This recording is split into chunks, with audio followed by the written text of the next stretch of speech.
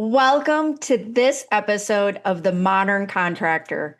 We are absolutely delighted that today we are joined by the legendary Micheal Hoy, Executive Vice Chair of Great Day Improvements. Micheal, thank you so much for making time to join us today. Jennifer, it is a pleasure to be here with you. So I've canceled on you twice, and we've tried to start this now three times. So I feel like this has to happen. I have to be on this with you today. This is a must. It is destiny. I appreciate that you are making it a must. So this is how we're going to roll today. I have a series of questions, all thoughtful, of course, that we all want to know about you and your path and your sage wisdom you have to share. And I didn't give you these questions ahead of time because I really want it to be a dialogue and a conversation. And it's an interview, it's a podcast, but I really want to have a good time, and I didn't want you to feel like you had to prepare anything ahead of time. Perfect, because I don't do well preparing for these things. So don't script me and don't ask me to do a lot of homework, and I'm good. Understood. Understood. I'm married to somebody like that. So let's dive in. All right. So a lot of people know your name and and they want your time and your attention. You're attached to Great Day, right? Like you are Great Day. But not a lot of us know necessarily the path, or some have heard it, some haven't. So how did you get started in the home improvement industry, and what is your first big break, if you had a big break? So the history is interesting. I grew up in Baltimore City, had two very entrepreneurial parents, both small business owners. My father was an auto mechanic and owned gas stations. My mother owned a video rental store that started with beta tapes, when that first came out. You know, they worked both really, really hard. I worked in my dad's shop for a lot of years as a kid and as a teenager. And I just remember that I never liked the smell of oil at dinner, like the gas and the oil, and just he was always dirty and sweaty. And I didn't mind the hard work, but that just wasn't going to be for me. And for my father, that was what he had pegged for me as my future. Got it. So I started working deliberately just outside of his shop in a lumber yard in Baltimore called Ridge Lumber. I was 14 years old when I started. I have the day down, January 17th, the day I Okay. started. That still to this day is my favorite job I've ever had. I loaded people's cars. So I ran through the lumber yard. You brought your ticket to the side and I loaded you up and got you on your way. I loved it because the culture was great. The people were fun. Everybody was razzing each other. It was very much for a 14-year-old kid, that was a lot of fun. So I kind of got into this by accident as a result of being in the lumber Hmm. business to start. That was a part-time job for me while I was in high school. The day before my senior prom, I got run over by a car in the school parking lot. Volkswagen Scirocco, friend of mine, total freak accident, nobody's fault, and really hurt myself pretty badly. I'm still have issues from it all these years later. And I had a scholarship to wrestle at Iowa. I was a very good athlete, but that scholarship went away pretty quickly after I couldn't recover from my surgeries the way that everybody had hoped. So instead of going to college, I ended up working full time in that lumber yard. And that was Okay. where I guess you want to call that my first break. So I was in a lumber and building Okay. material business. I remember at 18 going to the sales manager there. So I had loaded cars, worked in the shop, worked at the counter. I became an inside sales guy for all the outside guys working with the home builders. And I asked the sales manager then, his name was Frank Zambrano. I'm still trying to find that guy. I hope he's still alive. I'd love to talk to him. But I asked him, I said, I want to go on the road. I want to sell. And he told me I was too young, too immature, needed to get my ass together. He wasn't wrong, but Okay. it pissed me off. So I left and became one of 84 Lumber Company's very first outside salespeople. This is when they were transitioning from being like a small Home Depot to dealing with builders and contractors. So I became an outside salesperson and I took every customer Ridge Lumber had that paid their bills on time. Ridge Lumber was out of business 4 years later. Dang. Okay. So I started to realize that I had sales skills and I had the ability, not necessarily just to sell, but to create relationships and rapport, and people seemed to like me. So I utilized that as I realized that was a strength and started to sell. Then I got into sales management. I got recruited by a company called the Wolf Organization. Tom Wolf was the governor of PA. That was his family's business. I Okay. ran their lumber yards. I eventually worked for Carolina Holdings, which became Stock Supply, helped them with M&A. And all of these things were like milestones along the way. I happened to be with the right person at the right time that saw something in me that I didn't.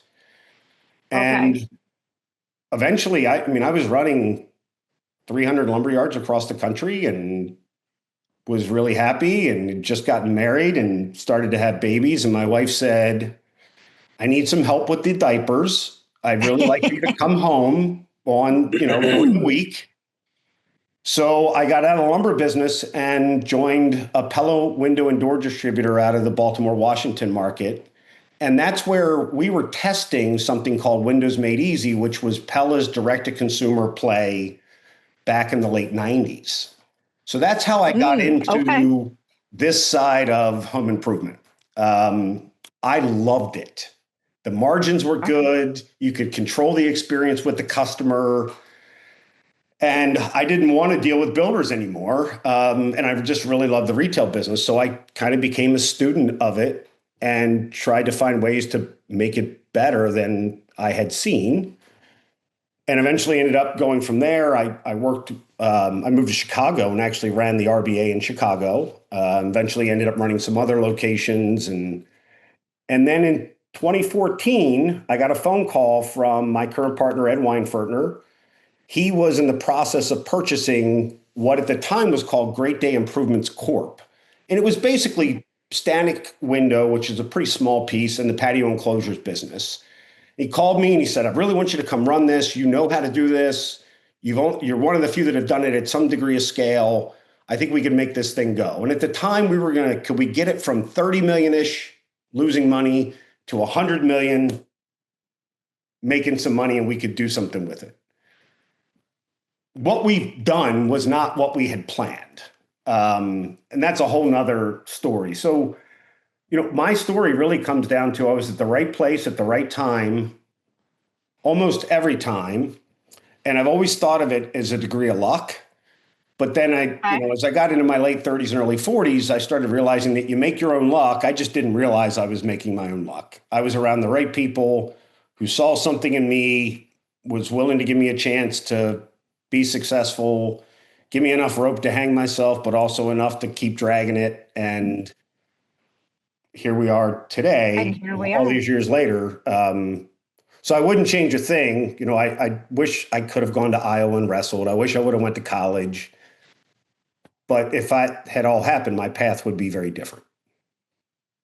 Completely different. We probably wouldn't be talking right now, to Probably be not. I probably wouldn't meet my clear. wife. I probably wouldn't have the kids I have. My life would be very, very different than it is today. Yeah. Okay. I'm really grateful you started back at 14 because I think a lot of people know about RBA and kind of the path forward from there, Yep. but going back to the lumber yard, like that's awesome. And your parents being entrepreneurs, and so thank you for starting at the very beginning. I Yeah. No, appreciate that's where the the story color. starts. That's where the story starts, It was right? great. Yeah. Just a kid from Baltimore that figured it out. I love it. Okay, so related to that, but a little bit different, you had a wrestling scholarship that didn't pan out.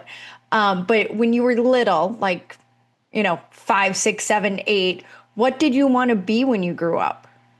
Oh, Because your so I dad thought had I a wanted to be vision, my but I'm guessing dad. yours was Yeah. different than your dad's. Yeah. So at that age, I thought I wanted to be my father, right? Because it was really cool to Okay, hang out in the shop and all the guys sure. would come in and drink coffee in the morning and, they all knew Mikey in the shop. So that was neat. I thought I was going to be a medical equipment repair person. So, Hmm. because it was electronics, And it was using my hands, and I wouldn't be getting dirty. I'd be working in hospitals and I could fix x-ray machines. And so I took it in my VOTech in school. I had taken electronics thinking that, I was going to go to college, wrestle, come out of there with some sort of degree, but then come back and probably get into medical repair. And I don't know why I picked that, but that's what I picked. I had no interest in my dad's business. I had no interest. My uncle had a bar and restaurant, which I loved being in when I was a kid with him. Didn't interest me. That didn't interest me. I didn't want to be a police officer. I didn't want to be a fireman. I didn't like my doctor. So I was like, I don't want to be a doctor. Um, what I did know is that I realized pretty young that I liked being around really genuine people, like people Mm. that weren't acting something bigger than they were or smaller than they were, that they were really super honest, even if it was to a fault. Their egos were really not so big that they took up all the room for everybody else. I knew that really early. I don't know why, but that has been a driver for me since a child. I don't like to be around people with big egos.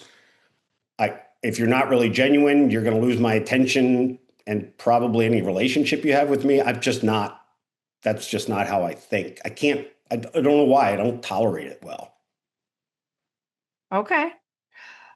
It sounds completely observational. It sounds like from a little person, you had this really high level of emotional intelligence, which wasn't even a phrase we talked about before 10 years ago, right? Well, maybe 15, I don't know. But you know what I mean? Like that phrase didn't exist. Maybe you're just an old soul, Micheal, just old soul hanging out. I've had a lot of people tell me I'm an old soul. So I'm Gen X, just at the end of the baby boomer, beginning of Gen X. But a lot of people think I more like a think like a baby boomer. And it's probably my traditional parents, my grandparents, and how I was raised. But I was on my own a lot. I mean, I moved out at 16 after I healed from that accident. I got my full-time job. I got on with my life. And I have had a lot of people say over the years that I was situationally and emotionally intelligent. I didn't have common sense. I had really good judgment. Like I knew what right was and Mm, what wrong was really clearly, and I was going to pick the right path more than not. So okay. that was always, I always thought that was a compliment. I think that is a compliment. I would take it that way. Yeah. Yeah, absolutely. All right, I'm bringing us back to Great Day improvements because you had said that when you and Ed kind of took it over, 30 million losing, goal was to get to 100 million not losing, right? So tell us a little bit about that. Like, where was a tipping point where it went from surviving to, oh, now we're scaling, and not only are we going to hit our goal, like Yeah. we need new goals. It was so there was a couple of key pieces here. You had patio enclosures, so the sunroom business and Yep. enclosures, and then you had the small piece, which was static window and door. Most direct to consumer companies were really running towards window and door, quick turn, bath, quick turn, roofing. And we were running towards enclosures, which is highly complex, lots of engineering, takes time to turn the cash. So we were of the mindset that if we could perfect the process, but still apply the traditional methodologies of home improvement, that we could build a moat around sunroom business. Mm, So Patty Enclosures was this big brand at one time, and it had its rough patch through the Great Recession and just never really recovered. So we were working on what everybody else wasn't working on. So that was a big thing for us. We okay. just basically took the practices that work in the industry, sales wise, marketing wise, all of those things, and applied it to the sunroom business. And then we organized in a way that would give us the ability to grow once we got it perfected. So we were 12 locations. At the time, I called them 12 kingdoms because each kingdom had a king and each king had a way. Um, and we Okay. spent the first year really just building trust and rapport and relationship and getting buy-in to what we wanted to do. And once we had that with the right set of people, He was pretty easy to execute, right? We knew what we wanted to do. So we went pretty quickly from that 35 million-ish and barely getting by and wondering if we were going to make payroll to 45 million and we were 14 locations, and then 50 million and we opened up a couple of more. And then we started saying, well, gee, it's hard to build sunrooms in Milwaukee in January when there's 17 feet of snow on the ground. So we should probably start moving south. So we started picking areas that patio enclosures once had a presence and had a Sure. brand name. But the risk of that was is they had closed a lot of them and left customers hanging. So we knew we were going to walk back in and have service calls and pissed off people, but we thought it was worth the risk given the size of the brand in the past and that we had a system that we thought worked. So we started really, so 2015, 16, get the model right, execute it, grow, get profitable, and then start expanding. And we went from 12 locations to maybe 20-ish in that period of time. Okay. And we started doing greenfielding, all of this. Acquisitions were not in our purview at that point until 2018. So, I mean, that's not that long ago, 2018, 19. So our first one was one called Hartshorn in Tampa. They were pull enclosures and screen rooms. So they were a companion type of product to what we were doing. And Sure. it put us in Florida and allowed us to introduce the enclosed patio enclosures brand, which a lot of people in that part of Florida have migrated from where patio enclosures was known. And it gave us a whole new marketplace. So that was our first acquisition. That was one of the most intimidating things I've done to myself in years because I was like, God, if we Okay. screw this up, how the hell are we ever going to get support to do anything else? So, knock on wood, thankfully, that had more ups than downs, and it's still there today. So, it's good. I was going to ask, so I love how you're reading my mind ahead of time, just out of my own curiosity, like what was the first acquisition? How did that happen? So you kind of led into the next question already. Yeah, it was. So, Hartshorn was primarily dealing with pool builders, right? So, you build those big Okay, pool yes, enclosures around those. So, we were going to introduce the retail segment in the market. And Ed and I both were very familiar with dealing with trade customers from our past sure. and my side in the lumber business. But if you went when we went to them and said we're going to do Mr. and Mrs. Jones, they were like, those customers, we hate those people. They're a pain in the ass. It's all service. They don't understand the process. And we're like, we're going to charge enough to make sure that we can stomach what it's like to deal in the retail business. And that was a massive change. So it was a good acquisition. I think we underestimated the change management that was going to be necessary. Mm, And so that was a really good learning for us that we were going to have to get buy-in early on and before we close on a deal as to what we're going to do if we're going to do anything different what they're already doing. So that we didn't know it at the time, but that really helped us with the other things that we've done. okay. Do you still do that today? Oh, we Early change are management? our acquisition process is pretty dialed in terms of the buy-in and the people and our process and practices around. We have a saying in the business: we're not going to change anything for the first 100 days. So no matter how well you do at the diligence and meeting the people, you never really know the company till you're part of it. And they Mhm. trust you and they're willing to share all the skeletons that are buried under the skeletons that they showed you the first time. So you can Fair. really understand what works well and what doesn't. So the idea of the acquisition has never been we come in, tell them how to do business. It's been we come in, we really understand what they do, why they do it, what is their secret sauce, and then is their secret sauce better than ours? And if it is, we'll just apply that everywhere else. And if it's not, then how do we apply what we do really well to them and get them to buy in that it's a better way? So it's very much a build relationship, build trust. And once we've done that, usually things go pretty well. Fair. We I say think so I think you've probably heard me say this, be curious, not judgmental. I have heard you say that. We are really, really curious when we do an acquisition, and we have to really force isn't the right term, but we have to ensure our leaders that are involved in these are be curious, not judgmental, be curious, not judgmental, be curious, not judgmental. And it's hard to do. I mean, we're human, right? Right. Yeah. So it works. Okay. That makes sense to me. I'm going to shift gears a little bit to you to financing. But before I go to financing, you've mentioned customers a handful of times, and you've said the words relationship and trust probably half a dozen. So I'm in listening to you, understanding that is at the core of everything you do. Yes. Like if that were a takeaway and we ended right now, that would be probably my main takeaway. Relationship and trust would Yeah.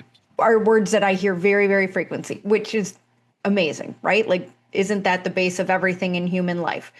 Um, with customers, though, you've had commercial customers, you've had the retail customers, you've had almost every segment there is in, or probably every segment there is across the different ones. From the time that you started building businesses to where you are today, how have the customer expectations changed Ooh. and how have you adapted? I know I have a couple toughies. I mean, I can't give you all layups here. Yeah.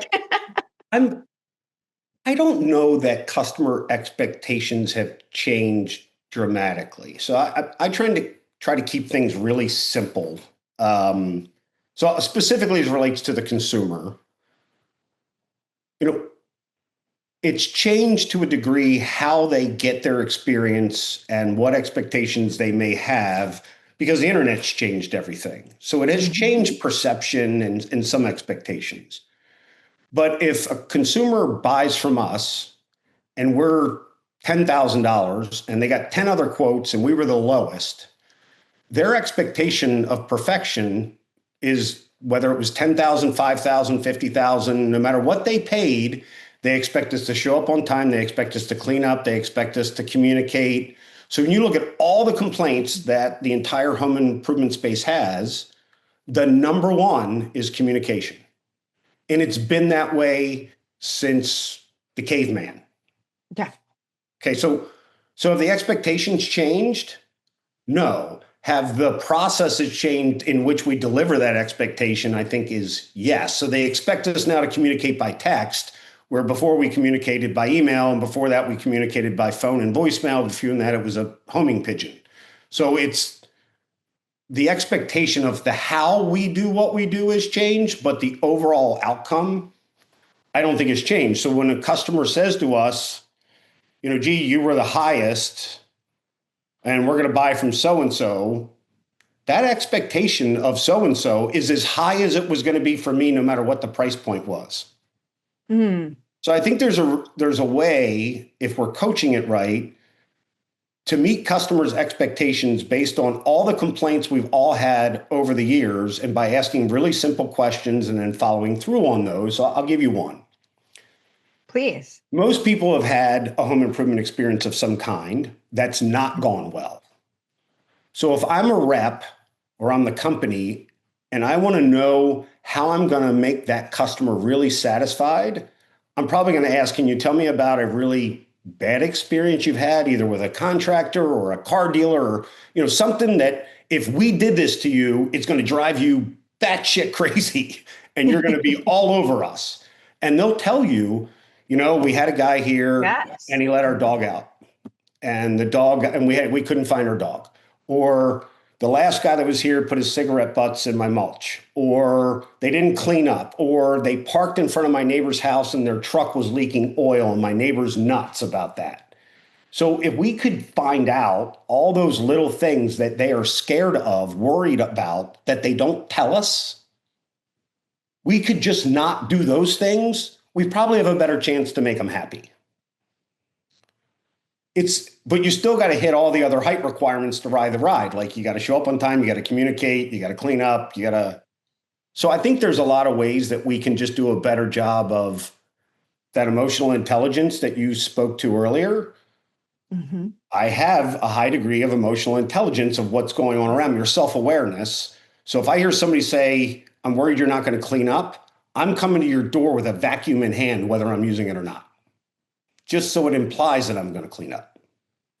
So it's just, I think those types of things would make it easier for us to meet expectations. They're just really hard to execute, and sometimes they're a little gimmicky. That is all very, very fair. Okay, that makes sense. I actually love asking about the bad experience because they will tell you everything, right? Oh, yeah. Like, yes. Um, and I can, when you mentioned the dog, I immediately pictured like my one of my best friends, if that happened at her house, she would be frantic. Like the rest of the project could be perfect. It doesn't matter. Like the emotional toil of that would destroy every possible interaction in any way, shape, or form. So Here is what has, I mean, again, the expectation hasn't changed. How the customer handles you not meeting it has. So fair. social media, the threat of social media has become like the new, I'm going to call your boss, right? I'm going to tell everybody in the world. It used to be, I'm going to tell my Yep. neighbor and my friends, I'm going to call them up and tell them. And now it's just, I'm going to blast it. And the story is always like 17 pages long of everything you did wrong. So it's like when you sin the first time and you fix it, if you keep sinning, they will make you pay for the first sin that you fixed over and over and over again because you Hmm. keep screwing up or you don't tell them or you don't communicate. So it's like, why? I mean, how many times have you heard somebody say, "Oh my God, that's a crazy customer"? I Daily. think we, Right. I think we pull their crazy out of them. They weren't crazy when we started, or we didn't know that they were crazy. We make them crazy. So instead of saying, well, that's a crazy customer, their expectations are too high, we could have never done that. It's, well, you probably screwed up and you drove them crazy. And when you do that, you kind of get what you deserve. Yeah, that's fair. I don't think everybody sees it that way. I don't But think so. no. But what you're talking about right now with some of the examples and whatnot, um, totally not intentional, but it keeps running through my head, so I'm gonna say it. The parable at the beginning of Beyond the Hammer by Brian Gottlieb, like it talks about a lot of this. Like there's a really challenging customer, right? And Yep. the company's doing wrong. So it was not my intention to plug the book, but it's a really good book. And it actually, like as you were talking, like that kept running through my head. So I had to bring it Why up. do customers not want to pay you at the end? They don't, if they don't pay you at the end, they don't trust you to do what you said you were going to do. I mean, it's kind of just that Yeah. simple. You've earned the right to ask for your money when you're at the end of the job and you've done a great job. And you've earned the right to ask for a review and you've earned the right to ask for a referral. If you've not done a great job, you have lost that right until you fixed it. Ooh, we're gonna pull that out as a clip. Like I'm telling everybody right now, that's gonna be a nugget. It's gonna All be a right. Michael Hoy nugget. Yep. Ahoyism. Oh, ooh, Hoyism. I love Hoy. Is that a new word or you've had that for a while? I've heard that. I've never really used it myself until today. So Okay. now I'm going to use it Okay. going forward. Yeah. I love it. We have a Hoyism right here. Let's talk about payment because you said when you get to the end and you've done a really good job, you have the right to ask for payment. Well, as we know, my world is more at the getting payment beginning, middle, and end, or wherever you need and want that payment, right? So I want to plug you with a couple objections that we hear frequently in the financing world. And it's, as you know, we work with dealers of all sizes and every facet of home improvement and services. And I want to ask you what your opinion is on these because I'm simply curious to hear what you say. So Okay. one of the ones that we hear enough is, I've grown this big without financing. Like I'm good. Like, I've grown this big without financing. My customers pay cash. We're good. What's your opinion on that? What do you say to dealers who are like, yeah, we're good? I understand why some say that because that's what they've always done.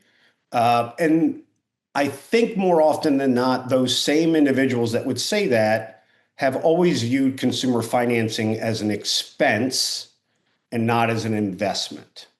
Mm, So, my simple answer to that would be our job is to provide the customer with an easy way to pay.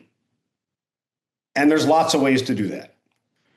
You can let them pay by a cash or check. That's less common today than it was even 10 years ago, let alone 50 years ago. yeah. Um, Credit cards a pretty common way, but most people paying with a credit card for home improvement are doing it for points as a bridge or for other regards. They have the ability to pay for the project.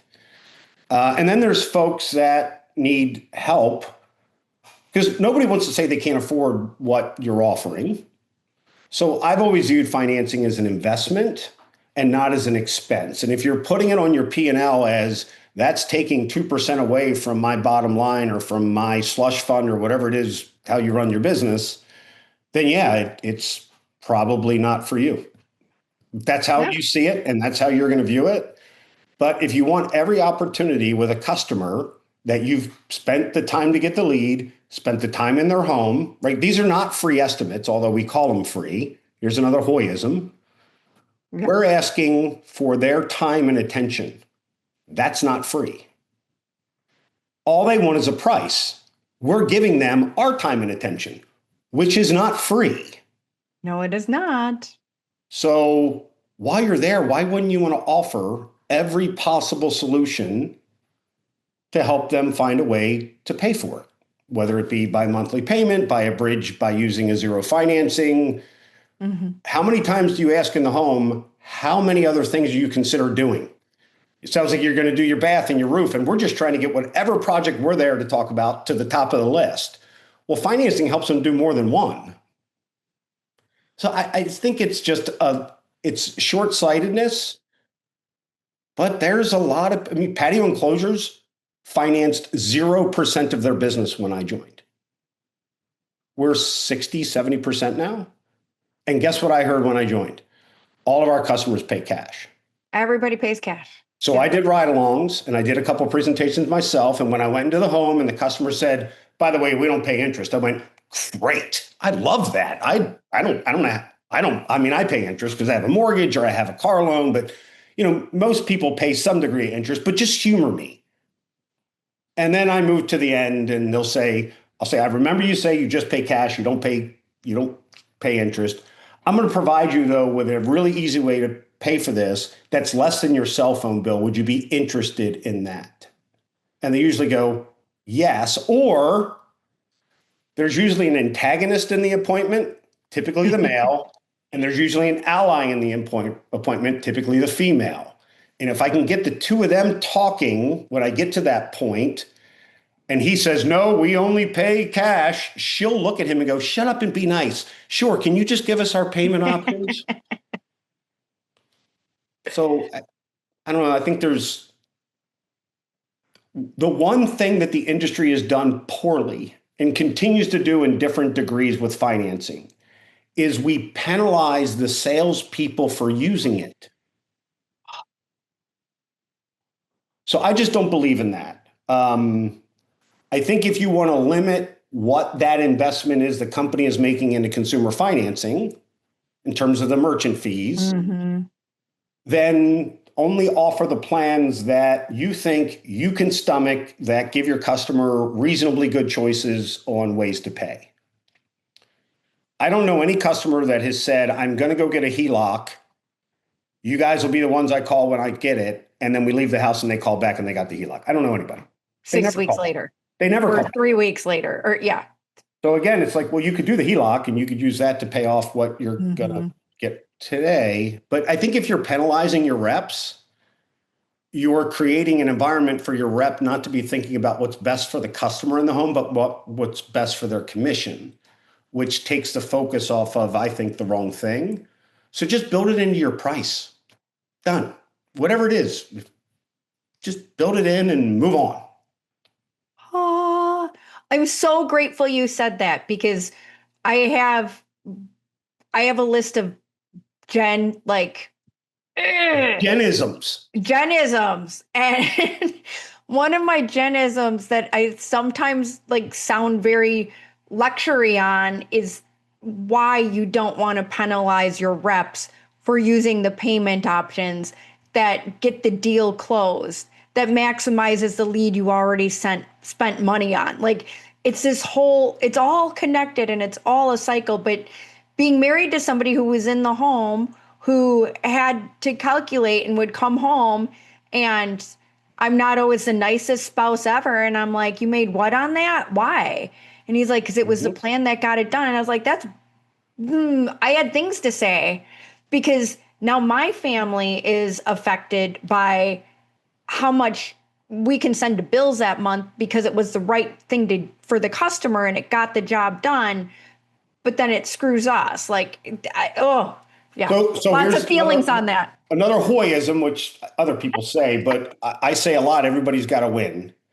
And when I say everybody's got to win, so the rep's got Yeah. to win, the company's got to win, the customer's got to win, the sub's got to win. Everybody's got to win if you're going to have a Yes. really successful business. So I don't think it's I don't think it's out of the question to say to your reps, look, we've got 3 plans that we offer. You've got your Yes. no-no, you've got some sort of, we'll call it a really competitive rate based on customer credit score and their ability to pay.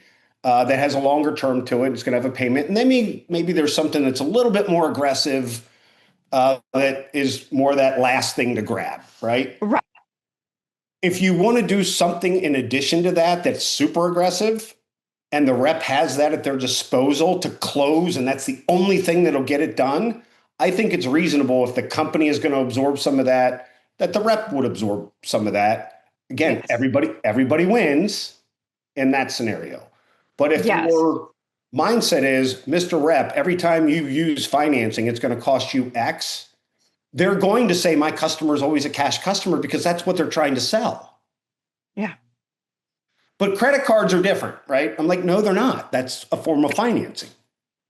It is a form of financing. It is payment over time. If nothing else, it is a 28-day buffer on payment, but it is a payment over time. Yeah, One it's a way to, it's yeah. it's it's a 12-month no-no or for 30 days. Yeah. Yeah, it's a 30-day zero interest loan. Exists. Exactly. Okay. So the other one we hear, and you kind of touched on this, was like cash gets me money faster, or my homeowners are like HELOCs. They like to go to their local bank. And so you kind of touched on that, but that was the other one I was really curious to, hear your take on. Because obviously when you're starting out, cash is king, right? Like we need cash in the door really, really quickly to be able to get our inventory and to pay payroll and to do the things. But as we're growing, right? Patio was 0% financing. Now it's 60 to 70%, which 65% financing inclusion is industry best practice. So good job on that. Um, you know, it just that transition and I'm trying not to lecture. Talk to me about Yeah, so it. there's I think there's a couple ways to look at this. Yeah. When we provide financing in the home, what we don't say it, but we do this is we provide all financing in the home, meaning the whole project. I think it's okay at price presentation, which is maybe the most important part of all of this, to I like to put in 50% down from the customer and finance the rest and make them make me change it. Mm, So, oh wow, we don't have 50% to turn down, put down. We don't have anything to put down. Oh, okay. Well, let me change it. Or yeah. do you have anything to put down? $500, $100, $1,000, 10%. But it creates a conversation with the customer that is not contentious. It's not. You have to ask the money question at some point, and you should have been asking it along the way. So I think one, it's okay. to ask for a down payment from the customer and make them tell you that's not how we want to attack this. That's okay. Two, most finance companies that we all work with provide some sort of stage payment, at least at the down payment point. Mm-hmm. Some do not. Some will say no, gee, if especially second look, they're like, no, you're going to wait to the end and make sure the customer signs off. I hate that, by the way. It puts all the risk on us. Not everybody wins in that situation. Agreed. But more often than not, you can at least take a down payment from your finance partner at the point of sale. So you're getting your cash. I don't know why you wouldn't do that. That's fair. I mean, if you're worried about cash, that tells me that you know what your cash flow is and how your cash flow is affected. And I know most small contractors, no, this is not meant to be offensive to anybody, but usually they're not that sophisticated to know what their 13-week cash flow forecast is. They can't tell you what the cash flow is going to be in 2 weeks, let alone 13 weeks. So if you're really worried about cash flow, you need to make sure that you're taking a down payment, regardless of where it comes from. And if you think the only way to do that is cash or credit card, you're just wrong. You're not open-minded enough to learn how to do this in other ways. Pretty simple. Yeah. I might take that as a Hoyism. Pretty simple? Yeah, pretty simple. It's pretty simple. That's a Hoyism. It's pretty simple. Everybody's got to win. Everybody's got to win. That is totally a Hoyism. That one I have heard many, many times. Okay, so shifting back to general, we talked about financing. Financing's important, right? But I want to go broader to if you were starting from scratch today, what would you do differently? Or what would be like the number one thing you would do if you were starting from scratch today with the knowledge you have today? So I would start with canvassing and events as my main marketing source. Tell us why.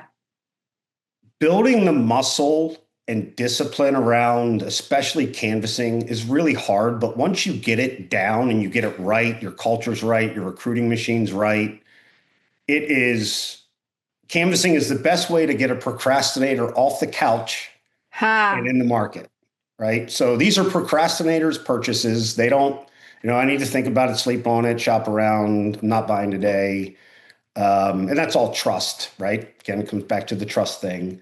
But I would start with canvassing, then go to events, and then layer in the more traditional media so that we build our business around the harder stuff first.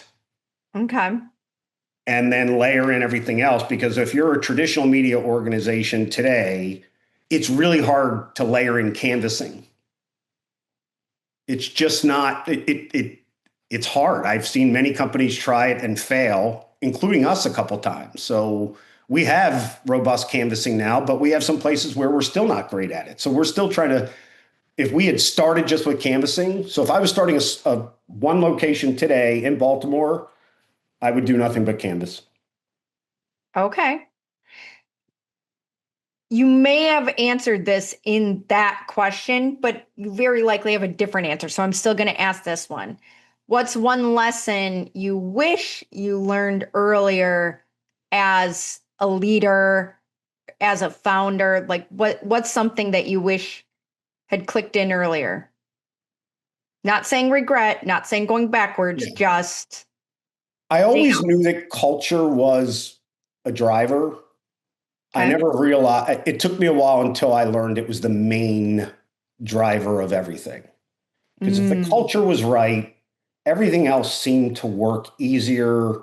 We tell a story. This is an Ed-ism, not a Hoyism, but this is one of our stories that we tell in our leadership meetings when we start every leadership meeting.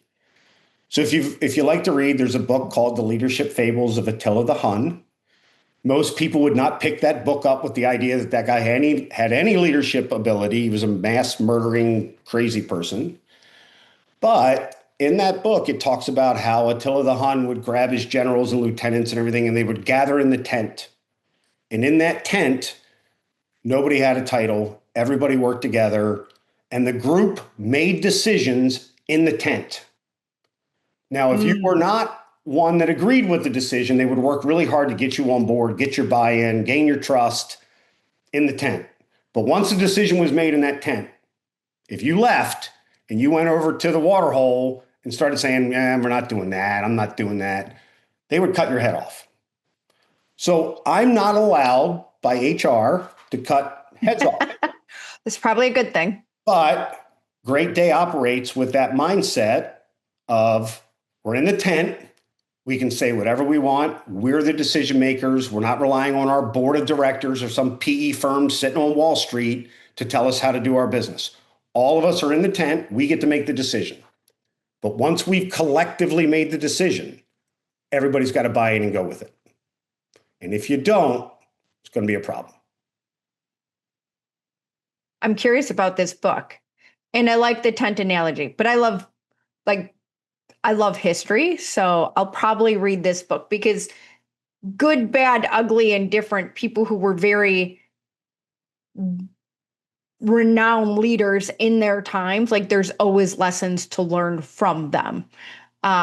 Even if they are, terrible people. So you just said something really interesting. So when all of us were born, we didn't know a damn thing. And then all these years go by and we mature and we learn things as we go. And then we get to Yep. be adults. And, the one thing my father used to say to me, he wasn't very bright. He just a really hardworking guy, but he had one thing that always stuck with me. He goes, "Mikey, adults are not always right." He used to tell me that as a kid. And I never knew what that meant until I became an adult. So then we get to be adults and we start thinking we know everything. These are the people with the big egos that I can't stand to be around. We have learned everything we know from something or someone else. I just think that if you can listen and create those relationships and build trust with people that will give you real feedback and not only be your friend, but like give you criticism in a way that they know you will accept it because they or were interested enough to find out how you take feedback. Oh my God. I mean, I I didn't wasn't born knowing any of this stuff. I learned it from someone who probably learned it from someone else. So if you steal an idea from me, you've stolen twice because I don't have any original ideas. I've taken it from somebody else and just tried to make it better. So I think that's where all of us, regardless of industry, just as people, just a little humble, be really genuine. I tell people when they meet me for the first time exactly how I'm going to act, exactly what they're going to see out of me. What sometimes I'm going to tell them exactly what's going to drive them nuts about me. And when they're going to think I'm out of my mind. And I'm going to say, I want you to know that now so that when you see it happen, you don't go, "Oh my God, why didn't I know about that? Why is he like that? I don't know if I can work with him." I want everybody to know exactly who I am because what you see is what you get. So I like that genuine nature. I think if everybody did that and everybody got out of their own way and their own ego, we'd be much better off. 1,000%. We could have a whole conversation on that, but I'm going to set it aside. We didn't build Great Day just because of the money or the value creation or those are all components. We did it because nobody had done it the way we wanted to do it. Really that simple. Kind of because Yeah. we thought we could. And you did. We're not done yet. No, you're not. You have really big goals coming up in the next couple of years. And we have really good people that are going to figure out how to make all that go. I'm going to be a help, not a hindrance. But it won't be me doing it. It'll be everybody else. Fair enough. Fair enough. I'm really looking forward to watching it come to life and for the part that we play that we get to contribute to that. Like we are builders. It's what Yeah. we do. So Well, really everybody's got to win. everybody's got to win. Everybody's got to win, and that's how Great Day thinks about all of our customers and our vendors and our Yeah, partners and our people. We're really trying to create an environment where everybody wins. I love it. I'm going to shift you to the fun ones so Ooh. that I don't take up your whole day, although I gladly would. I want to be thoughtful and respectful. Okay, so what's one non-work thing that you're really good at? I think you know what I'm going to say. I don't know if I do. This is ridiculous. When I was young, my older brothers owned a bar, and I learned to play Okay. quarters in that bar. Oh, I did forget That's about this, one. but yes. I'm literally the quarters master for anybody who remembers that drinking game. It's Yeah. pretty dangerous if anybody ever wants to play quarters with me. If I ask you, do you want to play quarters? Say no. Say no. Just Say say no. no. So I'm really good at that.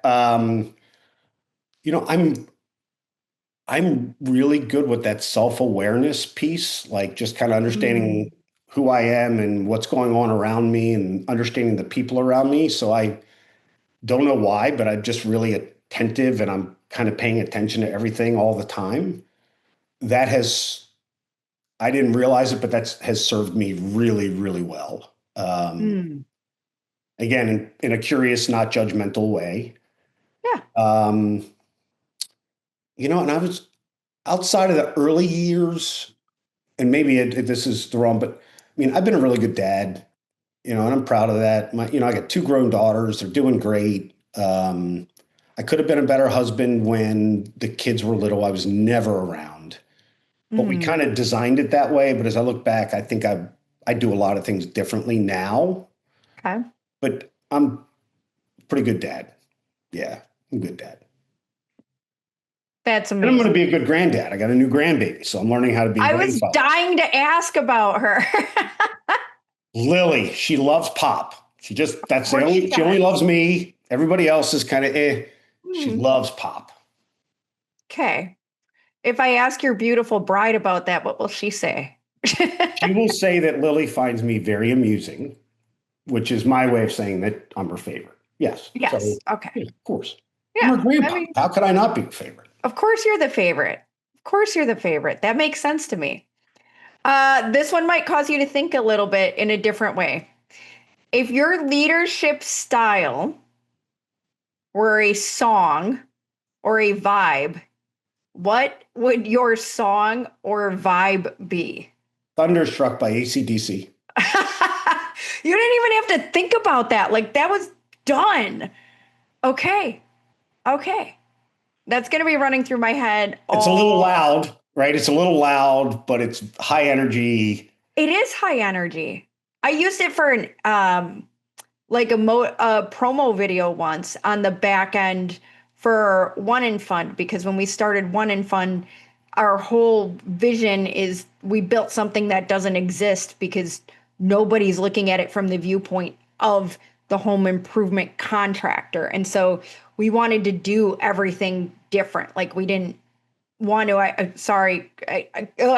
we didn't want to identify with lenders and banks because that's not who we are. We are the connectivity between the lenders and the banks. But so yeah, ADD moment. I put Thunderstruck on the back of one of our videos of like, I matched the like, here's what we do to the thunder, dun, like, Yes, yeah, like, yeah, I that get would it. be a theme song.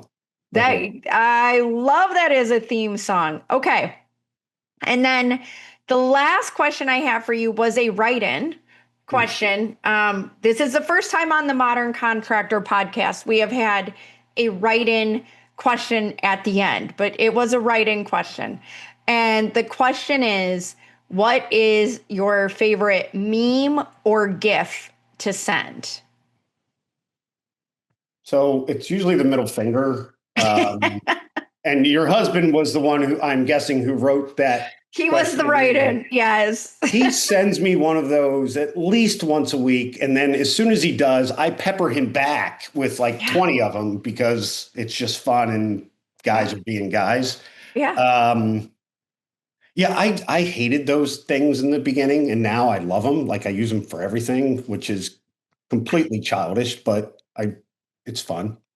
It's one of my love languages, I think, is Yeah. replying with an image Yeah. versus whatever, right? Absolutely. Yeah. What's Yeah. better than that? What's better than that? I mean, life is serious enough. If we can have some fun with it, why not? I wanted to share one thing just because I have an Please. event coming up tomorrow with So one thing I'm not good at is I don't do a great job with kind of the recognition that has come with Great Day. Okay. I've never done particularly well with I like the high fives. I like to celebrate successes, but then I kind of like just move on to the next thing. Like, all right, check that one off. We're done. We're moving on. Yep. It's over and in the past. So tomorrow is a beginning of the Growth Mastery Summit for Dave Yoho Associates, and they're doing this Soaring Eagles, Gathering of Eagles award, which there's like 20 of us or so that are being recognized. So I'll say it now because I will not prepare words for tomorrow. So hopefully I'll use the same ones. Um, Everyone that gets recognized, we tend to get a lot of credit for everything that went on in our organizations. And the fact of the Mm. matter is, in the last 11 years with Great Day, I've never had to make one decision on my own. Not one. There's always people together trying to figure it out. I never felt like I was in charge. So I get all this credit, and I come on these podcasts, or I get a lot of attention, which in some Yep. ways is really flattering.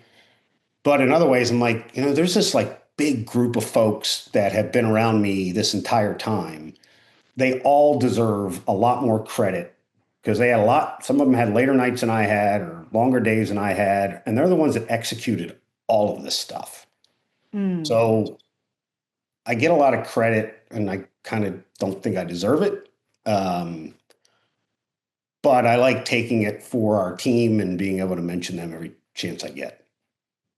So Well, that was very humble and very kind. I hope you remember those words tomorrow. I'm sure you'll have something very very similar. similar. It's going to be Yes. very similar. It won't be those exact words. So Yes.